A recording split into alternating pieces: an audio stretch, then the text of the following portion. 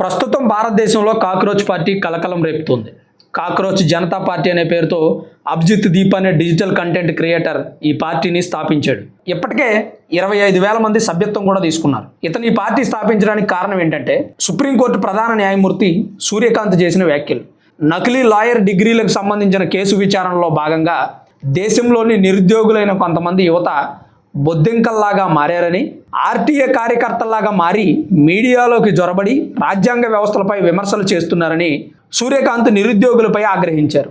ఆయన మాటలు విన్న నిరుద్యోగులు నొచ్చుకున్నారు. అందులో భాగంగానే కాక్రోచ్ జనతా పార్టీ అనేది పుట్టుకొచ్చింది.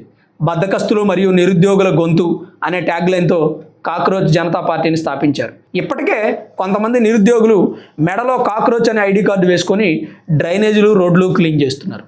కాంగ్రెస్ పార్టీ నేతలు ఈ పార్టీలో చేరడానికి సుముఖత చూపిస్తున్నారు. దేశంలోని నిరుద్యోగాన్ని ప్రభుత్వం దృష్టికి తీసుకురావడానికి ఈ పార్టీని స్థాపించారా, లేదా వినూత్నంగా ప్రభుత్వానికి నిరసన తెలియజేయడానికి స్థాపించారా అనేది తెలియాల్సి ఉంది.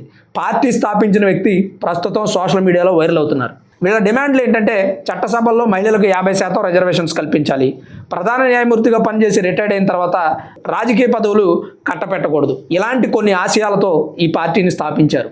పార్టీ ఎన్ని రోజులు ఉంటుంది, ఎంతకాలం సర్వైవ్ అవుతుంది, అసలు సోషల్ మీడియాలో ఉంటుందా, బయటకు వస్తుందా, దీని వెనక ఎవరున్నారనేది మిస్టరీ.